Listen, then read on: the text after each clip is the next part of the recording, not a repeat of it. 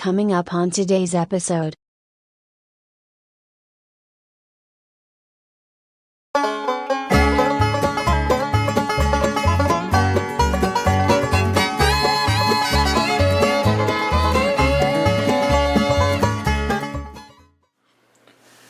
Good day, YouTube. Here with you at the bench once more. As you can see in front of you on the tripod here, this is the, not really sure which color. This is a Dynex, and I don't know what the model number is. It's on there somewhere. This is the one I want to add the new, this base to. This is the new fluid movement pan tilt head that's I wanted to put. Now what I first going to do, I should say, is if we flip this up, there's a, what do you call it, missing from there, but it's basically a camera mount that fits in there. It has got a 1/4-20 screw sticking up out of it for mounting a camera. And I was going to just take and use that with this. As you can see, that's a 1/4-inch receptacle there, I believe. But anyway, problem was there's a locking mechanism. Again, that's where the handle stuck out. I don't know if you remember the handle that stuck out there. And if you turned that all the way in and tightened it up, it would hold it in whatever position you left it in. And that would have worked okay with this on top. But as you can see, it's kind of a messy situation there with everything all conglomerated up there. So what I did was I flipped this up here, and this had a plastic nut on it. There is threads in that. They are, I think Bob figured it out, they're 14 millimeter, and I don't know what the pitch was, 120 or something like that. Very fine thread insert there that held this in place, held this head, the original head, in place. And I decided, well, you know, the best way to proceed, because I could not, I at first was going to use that hole there, and I bought bolts for it that would fit in there in place of the handle. And apparently at some time during that transaction there was a metal nut inside there that would tighten up with that, and that got knocked out. And so I don't know how to put it back in. I don't even know where it came from, to tell you the truth. But so like I said, I decided the best procedure to go with was to remove this. I don't know how you can see that, but I used every method I could think of to remove that cap. Like I said, I did get it removed. I couldn't get it removed in basically one piece, so I just had to chop it out of there best I could, and it came out in multiple pieces, but it did come out. So, you know, hooray! So what that left me with was, after I removed that, as you can see, that is the actual, I don't know what we call it, base, head base, whatever you want to call that thing there. And if we look around here, you can see, there you can see a screw in that, and it goes into this metal part here. This is metal, this is plastic, and it secures that basically to that mount, that screw top. That's the part that screws up. And what I decided to do was to use the old 3D printer, good old 3D printer, and come up with a device that would fit on top of here. Nothing to do with this thread at all, because like I said, that's just, number one, it doesn't, plastic like that on plastic doesn't really, doesn't thrill me. So what I did was design something on the 3D printer, as I mentioned, and I'm going to show you that now. I've already got it, I've been working on it, getting it ready to attach, and my plan is to attach it with these, there you go, there's one of them. But these are drilled in there, not drilled, but in there at 120 degrees apart, just like the tripod legs. So I will put that over the top of that, and then drill into the plastic and use these type screws here, and screw that onto that. that will be a nice solid mount. And you can see my mount that will take the, I'll screw that on there while we're sitting here playing around. There it goes like that. Back you up a little bit. And there you go. There's what it, there's what it's going to look like. Obviously this base won't spin, now this one will. Once I get it tightened up on there. I'll have it good and tight. But I will tighten that up really good and tight, and then this will spin on top of everything. That will be our fluid movement in that area, and this is already, I've demonstrated, I think this part goes up and down smoothly. But like I said, once this is secure to that base, then this will be rock steady, and as steady as the tripod, we'll put it that way. And that's the next item I've got to come up with, is drilling those holes out, and I want to work on that and get that done. And once I get that done, and then like I said, we can go ahead and attach it. Basically it will be done. Of course I have to knock something off, but like I said, and that will finish this one up, and like I said, attach the base to it, make sure that's all attached as should be.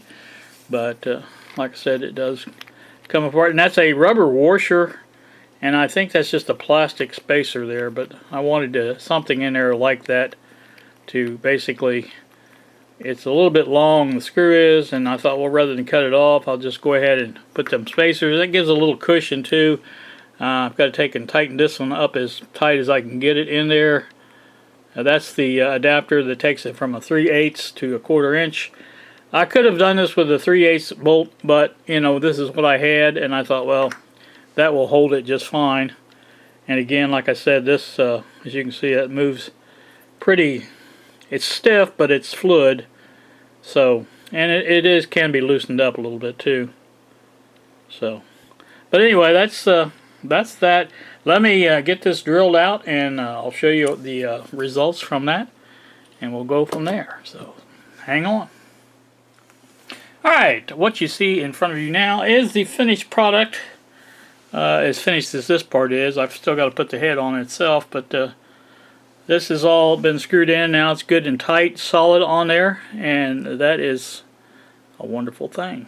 And like I said, the only thing left to do is to screw down the head part. There we go. Now it's tightening up. Now you can see, I don't know if you can see it, but it is moving this around, but not moving the base. So I got to tighten that base up against that, and that will finish that project. So in order to do that, I need something a little bit wider, and I don't know what happened to my channel locks I had here on the bench, but that would have been exactly what I wanted, or needed, I should say. Well, let me see if I can find those, and I'll bring you back and show you tightening it up. Well, I could not find my channel locks, so I had to use these vice grips, and they're less than perfect because you can see the amount of like I said, I think I've got it pretty tight. I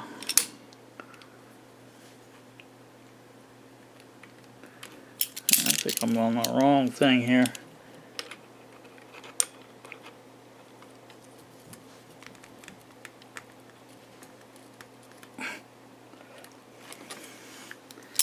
Don't have enough grip on it to get it, I don't think.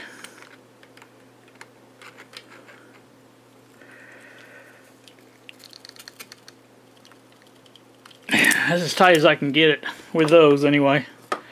And I think it moves a little bit. Well, maybe not. Yeah, see, it moves there a little bit, but then it stops. So I don't know exactly. Got that as loose as it goes.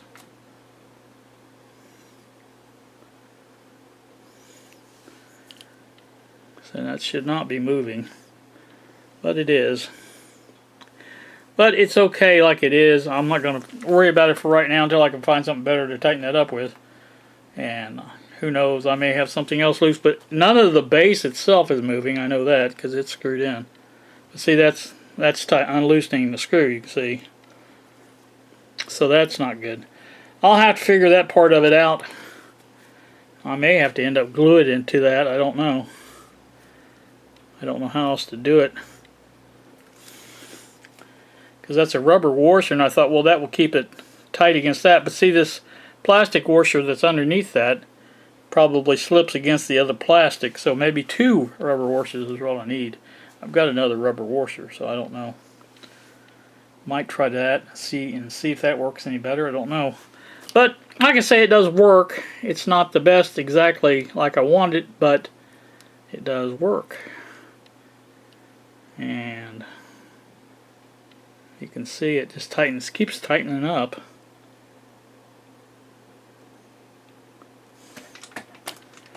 So I don't know. Maybe I'm doing better with it this way. I don't know. Now it's gotten to where I think it's tight as it's going to go.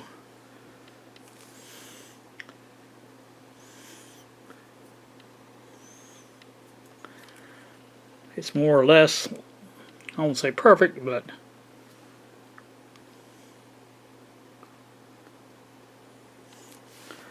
so anywho, that's that's what that looks like. This part of it works great. Although with no camera on it, tends to bounce back if you let it go.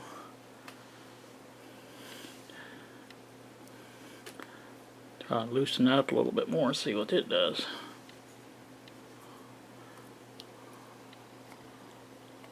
Now that just loosens that handle, all that does. But then again, I think that's probably, maybe it's this one here. That's loose as it goes.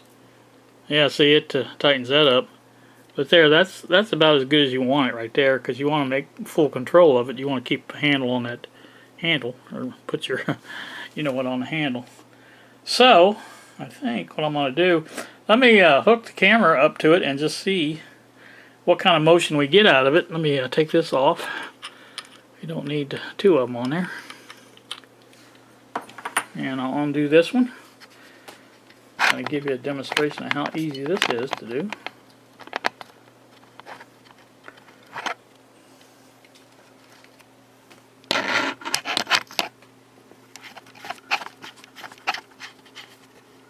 There you go. Now it is attached. You can see it pans that way pretty easy. That way. Pans, tilts, whatever you want to call it.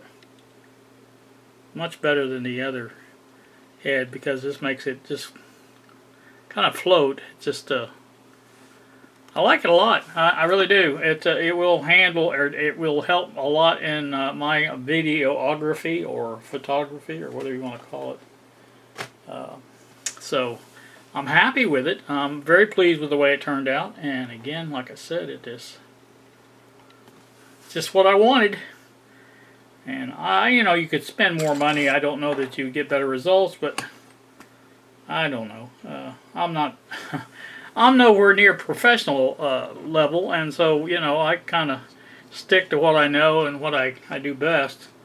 And this is about it. My level, I guess, is what you would call it. But, so now this has got the, now I've something I have done is to order new cards for these. Now I don't know if it's the 128 I've got in here now, but I got to look, and Bob had said something about this. I want to give him credit because he's the one that actually mentioned it. 64 gigabyte card gives you 5 hours at the resolution I like to shoot at, which is the highest. And so what I did was ordered a couple 64 gigabyte cards, and I want to use those in these cameras, and I can use the 128s for other stuff.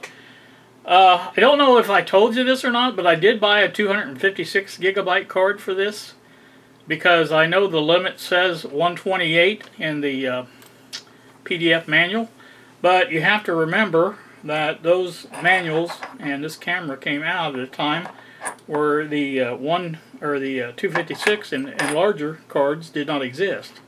So as such, a lot of times, if the camera advertises that it will work with HD, what is it, XC cards or XX, or I can't, HX cards maybe, I can't remember. I'll flash it up on the screen which cards it does work with. And if those cards get larger in the meantime after that first spec has come out, 9 times out of 10 they'll work with the bigger cards also, as long as the technology of the formatting doesn't change any. So, and it does work very well with the 256 gigabyte card in here. And so for anybody that's got these cameras, I just thought I would pass that along because I figured you might want to know. And now you know. So again, really pleased with this one, and like I say, if I had to do over again, I don't know that I would start with such a cheap tripod. Now, these tripods are sturdy, and they were designed at a time when the only thing available was the old VHS camcorders, the large, big things.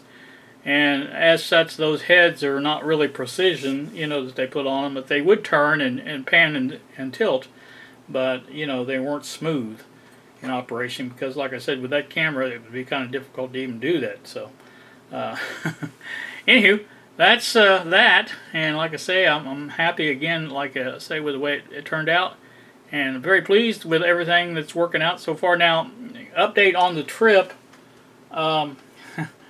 We're having really a hard time finding a rental car within our budget.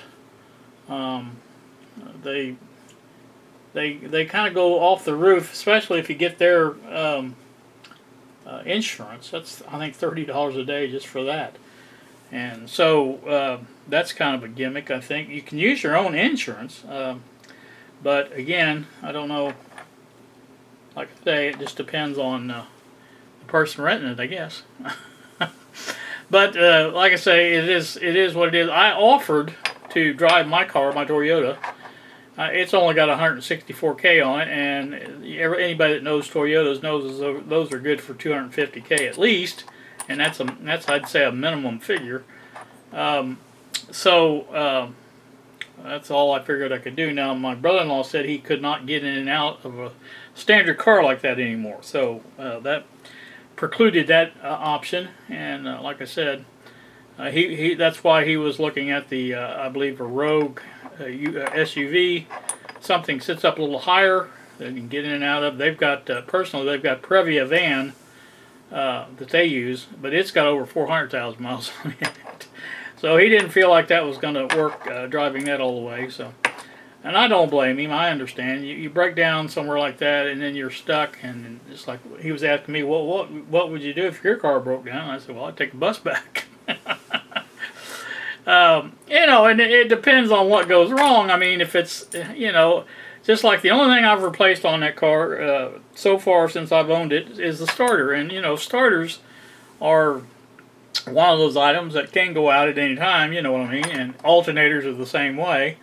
If it was something simple like that, I'd replace it and we'd go on, and that would be it. But as it is, like I said, he can't do that car anyway. So that was just our bad luck there, I guess, and we'll have to come up with something else. But so he's looking. I've got my son-in-law looking, and he's rented vans in the past, and that would be ideal. But he's talking $85 a day for those, and that's way beyond our budget. Because we're talking about a 17-day trip now. So, like I said, it is one of those things. If it comes down to it and we can't go, well, we can't go. That's just beyond our control. And I'm personally, I wouldn't go if it cost that much to rent a car. I don't care if somebody else was paying it. I wouldn't do it because that's just too much. You have to figure, and I know prices have changed since we went on in 2012. But we paid for a, I would say, 3-week or better trip out west, close to a month. We paid $400 and something, less than $500 for that rental car. Now that was a 2012 Chevy Impala, and at that time I guess he could get in and out fine. But things change. People get older, and that's understandable too. But like I said, I did find a deal on a budget. Had a deal on a Toyota Corolla, similar to mine, other than it was a new one, and they're classified as an intermediate car, which I guess It would be something like a Chevy Nova or a Ford Fusion, something like that.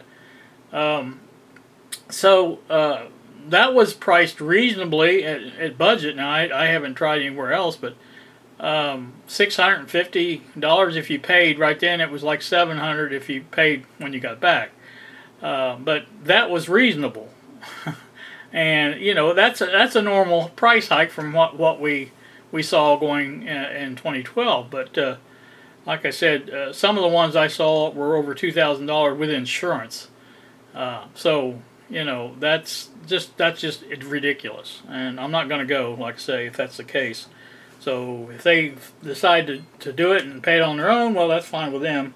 They have to do whatever they want to do. I'm going to do what I want to do, and it's not going to be paid for rental car, and that's not going to be it. So, anywho, I blathered on long enough.